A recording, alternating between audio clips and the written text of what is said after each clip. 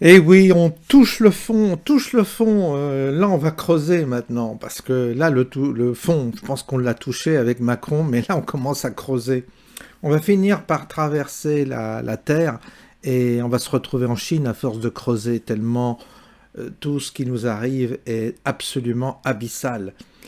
Il y a encore peut-être 70 ou 80% de Français qui ne voient rien, qui sont dans l'aveuglement total, qui sont devant leur petit leur poste de télé, devant BFM, LCI. Hein, on leur raconte des belles histoires. Et là, on a le président du Conseil constitutionnel, une fripouille qui remplace une autre fripouille, Richard Ferrand, mouillé dans une affaire avec sa femme. Alors, évidemment, ils ont fait une affaire commerciale, ils avaient acheté des locaux. Lui, il dirigeait les mutuelles de Bretagne.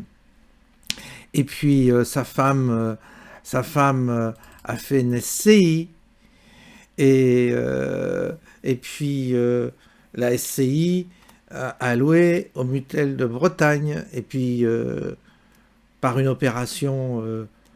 je dirais, mafieuse, ils vont se retrouver propriétaires donc d'un bien qui est estimé à 580 000 euros. Voilà. Donc, ensuite, l'affaire a été classée. Alors, il faut savoir que Véronique Malbec, qui est au Conseil constitutionnel, était la procureure générale de la Cour d'appel de Rennes quand la procédure sur l'affaire des mutuelles de Bretagne a été classée sans suite, comme par hasard. Je vous dis que c'est une mafia. Et après, il a eu cette en cassation, mais en cassation, l'affaire était prescrite. Voilà. Donc le mec, il est coupable d'une malversation, et il s'en sort très bien, il se retrouve président du Conseil constitutionnel, tout va bien. Il dirait Fabius, il n'est pas mieux, avec son sang contaminé. On va écouter Charles de Courson, ça vaut le détour. Il est bien, Charles de Courson. Le problème, c'est de nommer des hommes ou des femmes qui, premièrement, sont intègres, c'est-à-dire qui n'ont pas, comme on dit chez moi, qui n'ont pas de casserole. Voilà, bon, hein. Ce qui n'est pas le cas de Richard Ferrand. Dont on ne discute pas de l'honnêteté. Voilà. Ce qui n'est pas le cas de Richard Ferrand. Attendez, je n'ai pas dit ça. Je dis, pour moi, quels sont les grands critères. Voilà, quelqu'un, personne, voilà, d'intègre. De quelqu'un d'indépendant, dont on connaît l'indépendance d'esprit et qu'on a pu tester cette indépendance d'esprit. Vous voyez, Philippe Bas, moi je connais Philippe Bas depuis des années.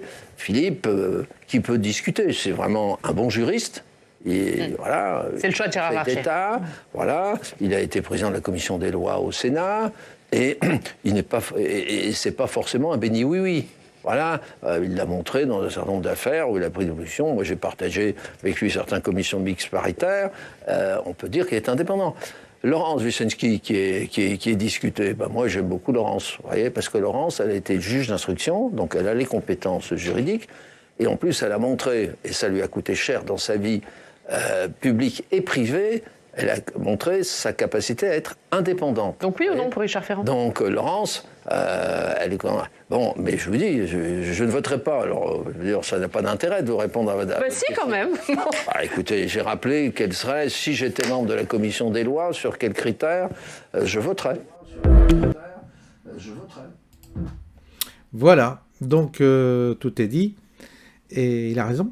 Mais on s'éloigne de cette option pour continuer à jouer dans la cour mafieuse de la sphère macroniste, de la galaxie macroniste.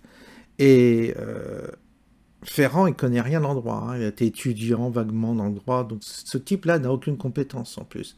Ça veut dire que si toutefois Marine Le Pen ou un autre de ce bord-là gagnait les élections présidentielles, on serait bloqué. Il n'y aurait aucune réforme possible. Voilà ce qui nous attend. Donc, s'il n'y a plus de réforme possible, si on ne peut rien changer dans ce pays, si tout est bloqué par des mafieux, qu'est-ce qu'il faut faire à votre avis? Je ne sais pas. Je vous laisse libre de votre réponse. Je vous souhaite une bonne soirée et je vous dis à bientôt.